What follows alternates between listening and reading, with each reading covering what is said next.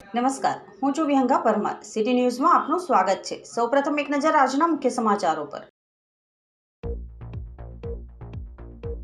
ભરૂચ લોકસભા બેઠકની ચૂંટણી પ્રક્રિયા પૂર્ણ થતાં વહીવટી તંત્રએ હાશકારો અનુભવ્યો. તમામ મતદાન મથકો પર ઈવીએમ મશીનો ભરૂચની કેજે પોલિટેકનિક ખાતે મોડી રાત્રે સ્ટ્રોંગ રૂમમાં મુકાયા. 4 જૂનના રોજ કેજે પોલિટેકનિક કોલેજ ખાતે મતગણતરી યોજાશે.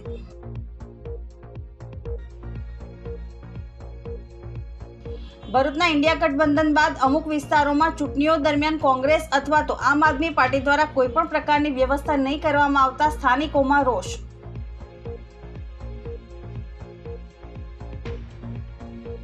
આલિયાબેટ ખાતે 254 મતદારો પૈકી 191 મતદાતાએ પહેલીવાર લોકસભામાં મતદાન કર્યું. આઝાદીના 75 વર્ષ બાદ પ્રથમ વખત આલિયાબેટ ટાપુ ખાતે લોકસભા બેઠક પર મતદાન બૂથ ઊભું કરવામાં આવ્યું. ભરૂચ જિલ્લાના આલિયાબેટ સ્થિત આખા દેશના તમામ મતદાન મથકથી અલગ.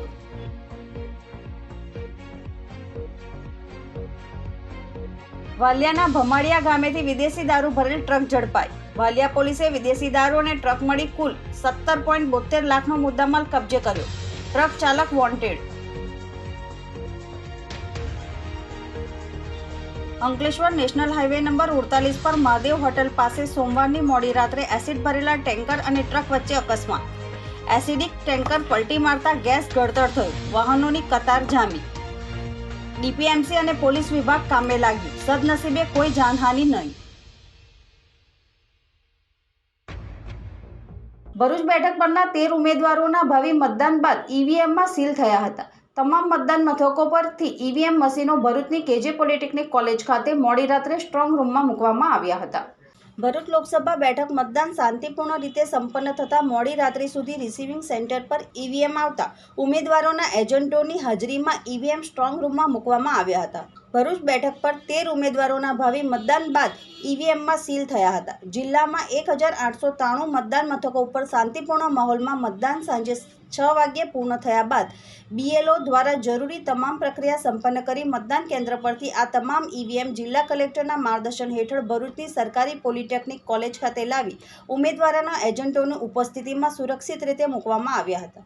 જિલ્લા કલેક્ટર તુષાર સુમેરાએ ચૂંટણી પ્રક્રિયાનું ચિતાર આપી મતદાન 68%થી વધુ થયું હોવાનું પ્રાથમિક અહેવાલ હોવાનું જણાવી સ્ટાફની સંભાળ અને તાલીમ તેમજ મતદારોની સુવિધા સાથે મતદાન માટે આકર્ષવાના પ્રયાસો સફળ રહ્યા હોવાનું જણાવી આભાર વ્યક્ત કર્યો હતો. હવે 4 જૂને મતગણતરી હાથ ધરાશે ત્યારે સ્ટ્રોંગ રૂમમાંથી ઈવીએમ બહાર આવશે.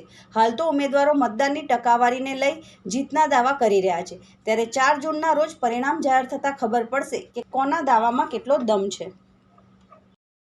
લોકસભા સામાન્ય ચૂંટણીનું જે વોટિંગ થયું તેમાં ભરૂચ જિલ્લામાં હાલ સુધીનો જે ડેટા કલેક્ટ થયો છે તે પ્રમાણે 68.75% વોટિંગ થયાના પ્રાઇમરી ફિગર્સ છે અમારી પાસે, ટેન્ટેટિવ ફિગર્સ. આખો દિવસ આપણે જોયું એ રીતે ખૂબ સરળ રીતે નિર્વિવાદ રીતે વોટિંગ થયું છે અને અમારો આ વખતે 2 વસ્તુ ઉપરનો બહુ જ વધારે ફોકસ હતો જેની અમને ઓવરઓલ પ્રોસેસમાં ખૂબ હેલ્પ મળી છે. એક હતું કે સ્ટાફની ટ્રેનિંગ શું વધારે થાય અને એનું વેલફેર થાય, સ્ટાફની કેર લેવાય અને પ્લસ અમે વોટર્સ માટેની બેસ્ટ વ્યવસ્થાઓ આપણે ઊભી કરી શકીએ. સ્વીપ આખા કેમ્પેઇનમાં તમે જોયું હોય તો મતદારોને જે આકર્ષવા માટે અમે અમારથી થતા અલગ અલગ ઘણા પ્રકારના પ્રયત્નો કર્યા જેના પરિણામ રૂપે છેલ્લે આપ જુઓ તો સિનેમા હોલે પણ બધાએ ડિસ્કાઉન્ટની સ્કીમ આપી. ભરૂચના ઇન્ડિયા ગઠબંધન બાદ અમુક વિસ્તારોમાં ચૂંટણીઓ દરમિયાન કોંગ્રેસ અથવા તો આમ આદમી પાર્ટી દ્વારા કોઈપણ પ્રકારની વ્યવસ્થા નહીં કરવામાં આવતા સ્થાનિકોમાં રોષ જોવા મળ્યો હતો. ભરૂચ લોકસભાની ચૂંટણીઓ જાહેર થતાની સાથે દરેક રાજકીય પાર્ટીઓએ તેમના ઉમેદવારોની જાહેરાત કરી દીધી હતી.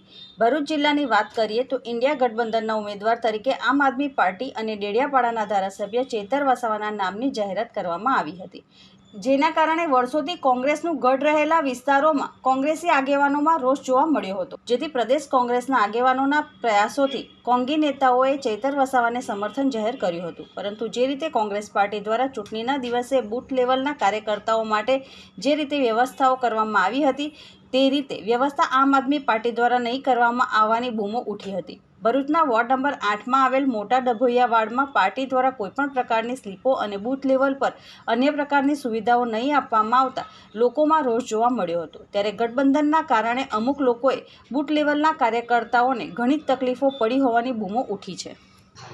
ભરૂચ વોર્ડ નંબર 8 ભરૂચ મોટા ડભોઇયા વાળમાંથી અમારું જેટલું થતું હતું એટલું તો કરાયું છે, પણ કોઈ જાતની અહીંયા સગવડ કરી નથી. નાથી સ્લીપોનું આવ્યું છે કે ના કોઈ વસ્તુનું કંઈ આવેલું છે કે ના અહીંયા સ્લીપર બી રાત્રે 12 વાગ્યા અમારા હાથમાં આવી છે, તો પણ અમે જેટલું અમારે જેટલી ફરજ હતી ને એ હિસાબે અમે કર્યું છે સાહેબ. જો ફરજ છે ને એ અમે પૂરી કરેલી જ છે.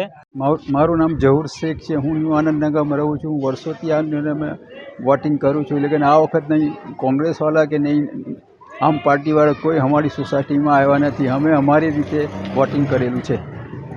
મારું નામ મુન્નાભાઈ છે. હું ન્યૂ આનંદનગરનો વતની છું. અમે દર વર્ષે અમારો ઇલેક્શન હોય તો કોંગ્રેસવાળાને એ લોકો આવીને સ્લીપો 2 દાડા પહેલાં આપી જાય. આ ફેરી કોઈ આપવાળા નથી દેખાયા, નથી કોંગ્રેસવાળા દેખાયા, નથી છોકરાઓ માટે કોઈ વ્યવસ્થા કરી, રિક્ષાની વ્યવસ્થા નહીં કરી. આ તો અમારી સોસાયટીના બાજુના છે પ્રવીણભાઈ, જે ભાજપના કાઉન્સિલર છે, એમણે 2 રિક્ષા મુકાવી, અમને આ ભાજપની સ્લીપો આપી, એટલે બધાને અમે ઘરે ઘરે સ્લીપો પહોંચતી કરી ને બધાને અમારા લોકશાહી પર્વ મતદાન છે એ અમે મતદાન બધા કરવા ગયા. બધાએ અમારું મતદાન કર્યું, પણ આ કોંગ્રેસવાળાને આપવાળા કોઈ અમારી સોસાયટીમાં કેમ આવ્યા નહીં? નથી સ્લીપો આપવા આવ્યા, નથી કોઈ વસ્તુઓ જોવા તક નથી આવ્યા હજુ લગીને અમારે ત્યાં કે ભાઈ તમારે ત્યાં કેવી રીતે મત આપવા ગયા કે કેવી રીતે. અમારે ત્યાં 70 વર્ષ 80 વર્ષના ગયડા લોકો પણ છે. આઝાદીના 75 વર્ષ બાદ પ્રથમ વખત આલિયાબેટ ટાપુ ખાતે લોકસભા બેઠક પર મતદાન બૂથ ઊભું કરવામાં આવ્યું હતું. ભરૂચ જિલ્લાના આલિયાબેટ સ્થિત મતદાન બૂથ આખા દેશના તમામ મતદાન મથકથી અલગ પડે છે. લોકસભા ચૂંટણી 2024માં ભરૂચ જિલ્લાના આલિયાબેટ આખા દેશના તમામ મતદાન મથકથી અલગ જોવા મળ્યું હતું. આલિયાબેટ નર્મદા નદી અને ખંભાતના અખાત વચ્ચે આવેલો વિશાળ બેટ છે, જ્યાં પીવાનું પાણી, રસ્તા, વીજળી, એક પણ પાકું મકાન નથી. બેટ પર રહેતા 254 મતદારો માટે ચૂંટણી પંચે અલાયદી વ્યવસ્થા ઊભી કરી છે. અહીં કન્ટેનરમાં ચાલતી શાળામાં મતદાન બૂથ ઊભું કરવામાં આવ્યું છે. કચ્છના જત સમુદાયના પરિવારો અહીં કબીલા સ્વરૂપે વસવાટ કરી રહ્યા છે. 450થી વધુ વસ્તી ધરાવતા આલિયાબેટમાં જત સમુદાયના 254 મતદાતા નોંધાયા છે, જેઓ આજે લોકસભાની ચૂંટણીમાં પ્રથમ વખત આલિયાબેટ ખાતે મતદાન કર્યું હતું. સાંજે 6 વાગ્યા સુધીમાં 191 મતદાતાઓએ મતદાન કર્યું હતું. ત્યારે નર્મદાના સંગમ સ્થાન પર આવેલ આલિયાબેટ ખાતે મતદાન બૂથ મળતા ફકીરાની જત પરિવારોમાં ભારે ઉત્સાહ જોવા મળ્યો હતો. વાલિયા તાલુકાના ભમાડિયા ગામ ખાતેથી પોલીસે વિદેશી દારૂ ભરેલ ટ્રક ઝડપી પાડી વિદેશી દારૂ અને ટ્રક મળી કુલ ₹17,72,000નો મુદ્દામાલ કબજે કરી ટ્રક ચાલકને વોન્ટેડ જાહેર કરી વધુ તપાસ હાથ ધરી છે. વાલિયા પોલીસનો સ્ટાફ પેટ્રોલિંગમાં હતો તે દરમિયાન ભમાડિયા ગામ પાસેથી વિદેશી દારૂ ભરેલ ટ્રક પસાર થઈ રહી હોવાની મળેલી માહિતીના આધારે પોલીસે ભમાડિયા ગામે તપાસ કરતા ટ્રક મળી આવી હતી. પોલીસે ટ્રકમાં તપાસ કરતા વિદેશી દારૂનો જથ્થો મળી આવ્યો હતો. પોલીસે ₹7,72,000નો વિદેશી દારૂનો જથ્થો અને 10 લાખની ટ્રક મળી કુલ ₹17,72,000નો મુદ્દામાલ કબજે કરી ટ્રક ચાલકને વોન્ટેડ જાહેર કરી વધુ તપાસ હાથ ધરી છે. અંકલેશ્વર નેશનલ હાઈવે નંબર 48 પર મહાદેવ હોટેલ પાસે સોમવારની મોડી રાત્રે એસિડ ભરેલ ટેન્કર અને ટ્રક વચ્ચે અકસ્માત સર્જાયો હતો. એસિડિક ટેન્કર પલટી મારતા ગેસ ગળતર થયું હતું. વાહનોની કતાર જામી જતા ડીપીએમસી અને પોલીસ વિભાગ કામે લાગ્યું હતું. સદનસીબે કોઈ જાનહાનિ સર્જાઈ ન હતી. પોલીસે ભારે જહેમત બાદ ટ્રાફિક જામને હળવો કર્યો હતો. અંકલેશ્વર ભરૂચ વચ્ચે મહાદેવ હોટેલ પાસે સોમવારની મોડી રાત્રે એસિડ ભરેલા ટેન્કર અને ટ્રક વચ્ચે અકસ્માત થતા એસિડ ભરેલું ટેન્કર પલટી મારી જતા દોડધામ મચી ગઈ હતી. એસિડના કારણે જાનહાનિ ન થાય તે માટે વાહન વ્યવહાર રોકી દેવાતા હાઈવે પર વાહનોની કતાર લાગી હતી. ટેન્કરમાંથી એસિડ રોડ પર ઢોળાતા આસપાસના લોકોએ આંખોમાં બળતરાનો અનુભવ કર્યો હતો. કોઈ મોટી હોનારત ન થાય તે માટે ફાયર વિભાગની ટીમ લાઈબંબા સાથે પહોંચી ગઈ હતી. બીજી તરફ હાઈવે પર જામ થઈ જતા ખાનગી લક્ઝરી બસો નર્મદા મૈયા બ્રિજ પર થઈને પસાર થતી જોવા મળી હતી. નર્મદા મૈયા બ્રિજ પરથી એસટી સિવાય અન્ય કોઈપણ ભારદારી વાહનના પ્રવેશ પર પાબંદી છે.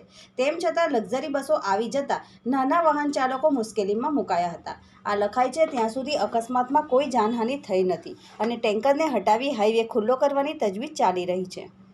હવે સમય છે એક વિરામનો. વિરામ બાદ નિહાળીશું અન્ય સમાચારો. તો જોતા રહો city news. The great golden circus. Bharuch જિલ્લામાં પ્રથમવાર ગુજરાતનું એકમાત્ર circus the great golden circus હવે ભરૂચ શહેરની જનતા માટે લઈને આવ્યું છે.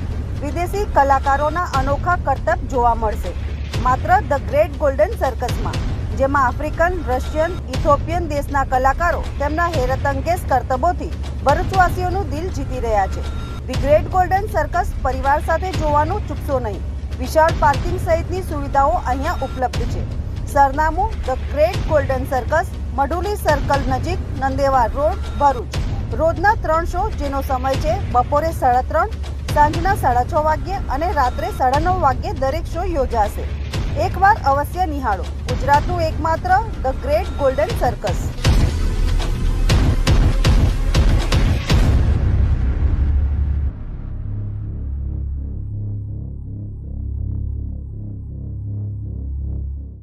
ભગવાન શ્રી પરશુરામજીના જન્મોત્સવ પૂર્વે શ્રી પરશુરામ સંગઠન દ્વારા બ્રહ્મરત્નોનું સન્માન કરવામાં આવ્યું હતું. ભરૂચ શહેર અને જિલ્લામાં ભગવાન પરશુરામના જન્મોત્સવની ઉજવણીનો ભૂદેવોમાં ઉત્સાહ જણાઈ રહ્યો છે.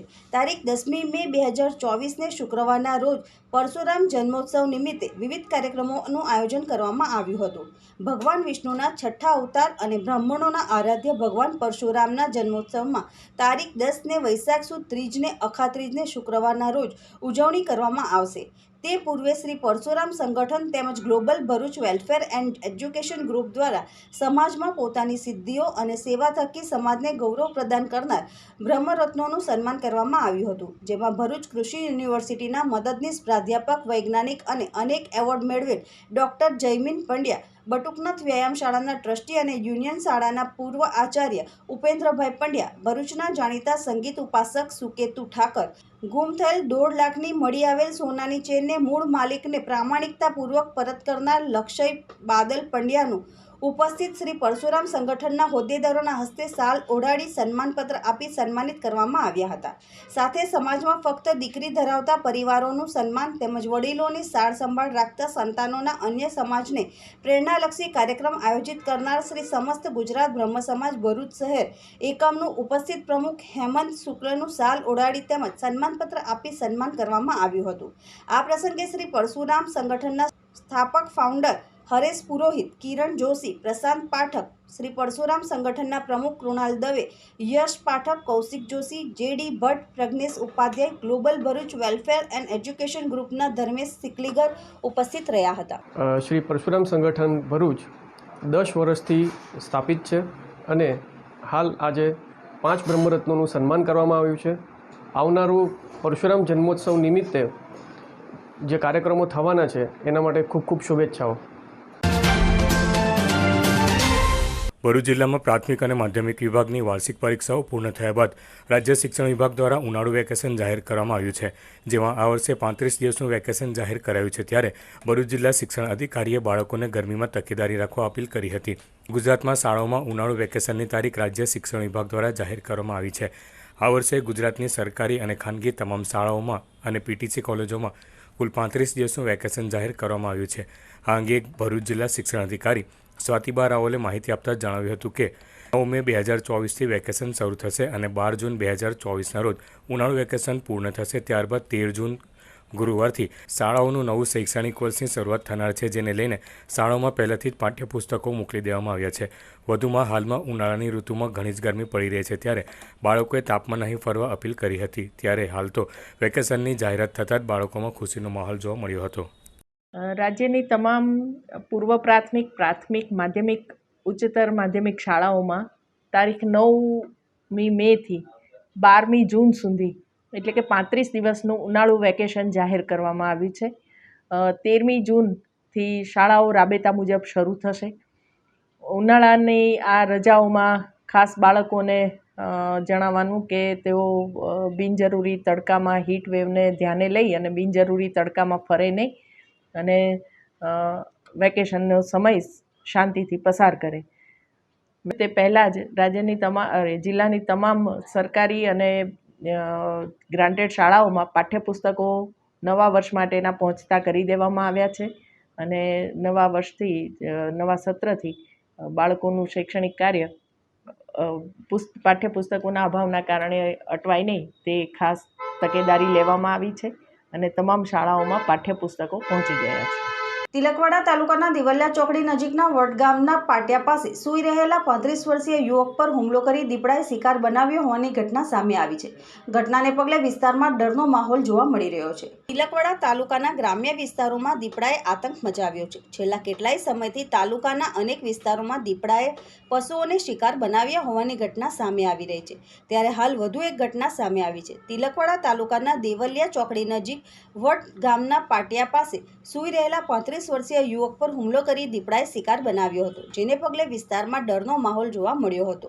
ઉલ્લેખનીય છે કે તિલકવાડા તાલુકાના ગ્રામ્ય વિસ્તારોમાં થોડા સમય પહેલા વાડિયા, વાસણ, કાલાગોડા, નલિયા, સાવલી, વસાહટ, સંઢુલા, તેડિયા, શાહપુર સહિત અનેક વિસ્તારોમાં દીપડાએ પશુઓનો શિકાર બનાવ્યો હોવાની ઘટના સામે આવી છે. ત્યારે હાલ વધુ એક ઘટના બની છે. આ ઘટનામાં એક 35 વર્ષીય યુવાન નામે અપ્પુસિંહ સેનસિંહ રાજપૂત, તેઓ રાજસ્થાનના જોધપુરના પીપરલી ગામના રહેવાસી હોય. તેઓ રોજીરોટી કમાવા માટે ગુજરાત આવ્યા હોય.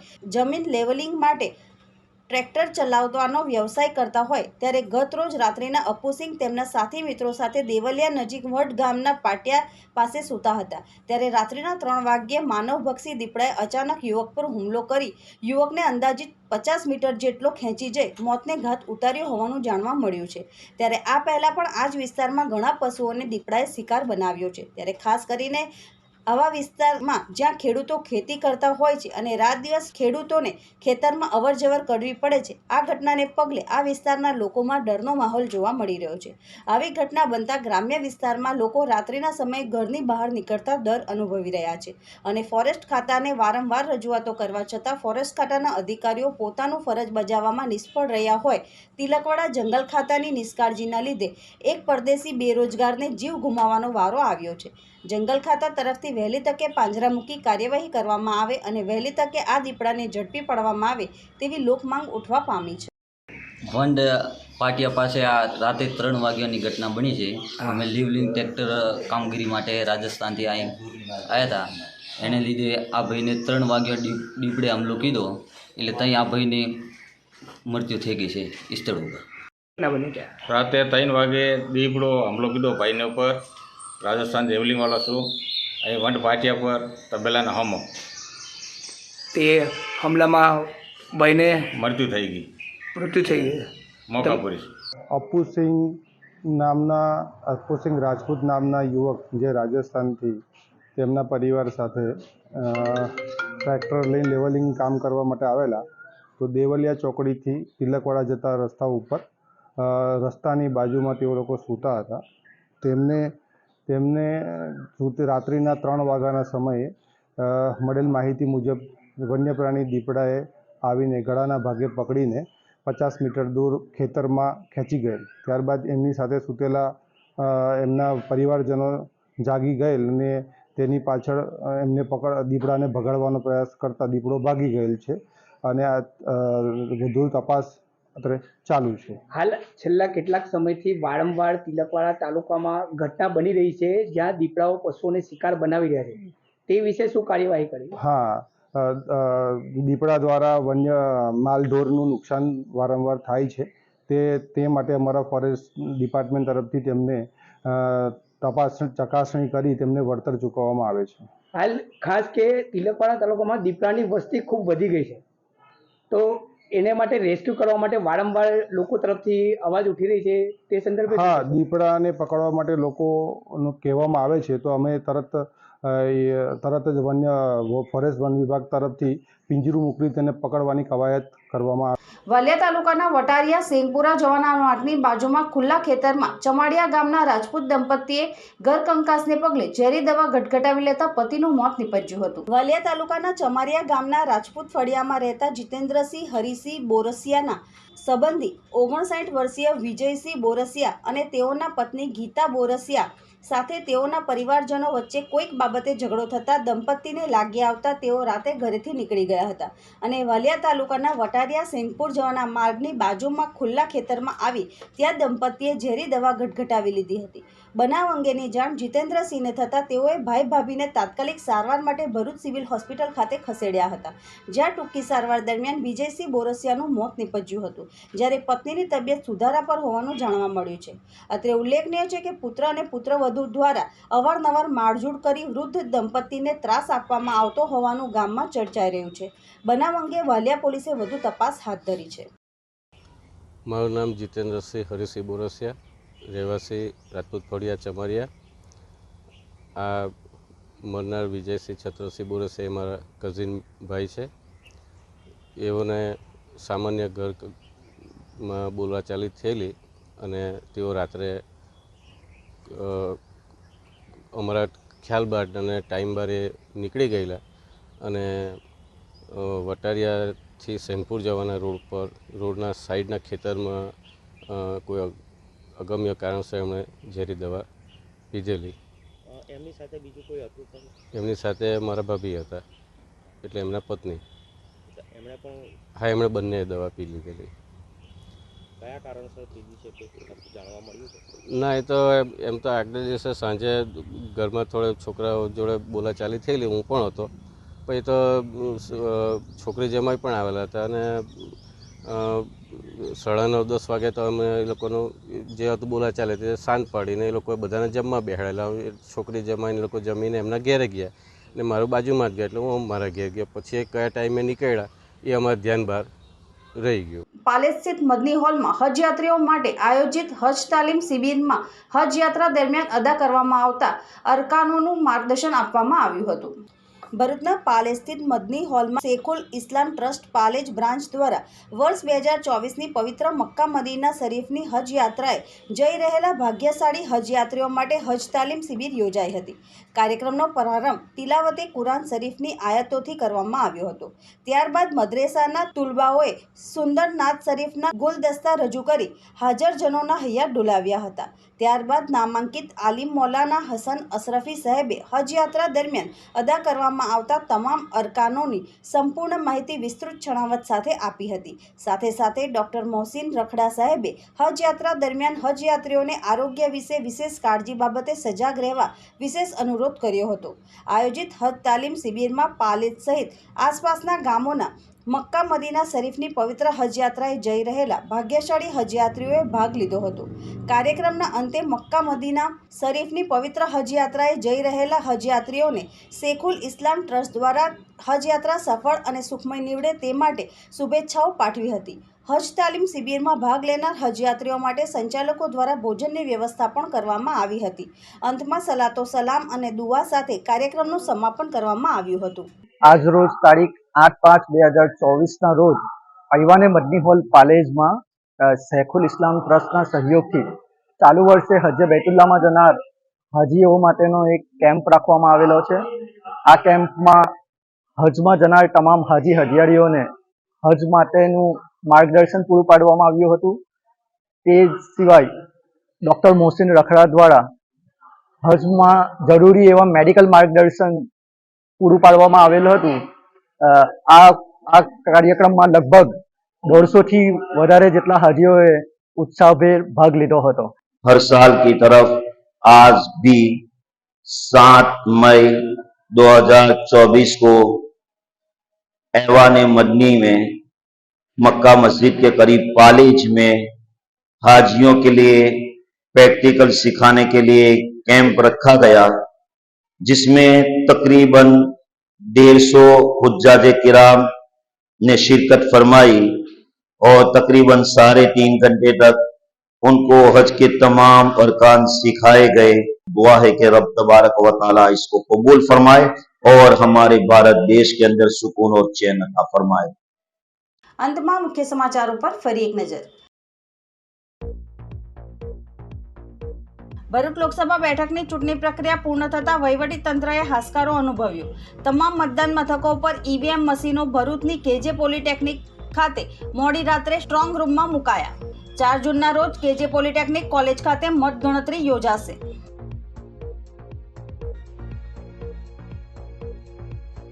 ભરૂચના ઇન્ડિયા ગઠબંધન બાદ અમુક વિસ્તારોમાં ચૂંટણીઓ દરમિયાન કોંગ્રેસ અથવા તો આમ આદમી પાર્ટી દ્વારા કોઈપણ પ્રકારની વ્યવસ્થા નહીં કરવામાં આવતા સ્થાનિકોમાં રોષ.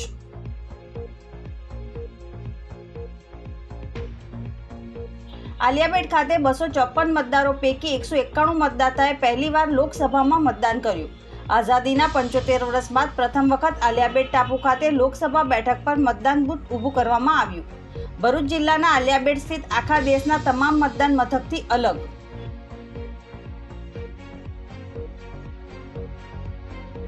વાલિયાના ભમાડિયા ગામેથી વિદેશી દારૂ ભરેલ ટ્રક ઝડપાઈ. વાલિયા પોલીસે વિદેશી દારૂ અને ટ્રક મળી કુલ 17.72 લાખનો મુદ્દામાલ કબજે કર્યો. ટ્રક ચાલક વોન્ટેડ.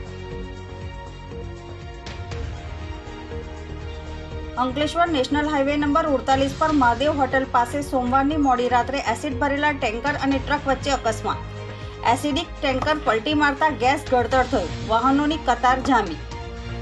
ડીપીએમસી અને પોલીસ વિભાગ કામે લાગ્યું. સદનસીબે કોઈ જાનહાનિ નહીં.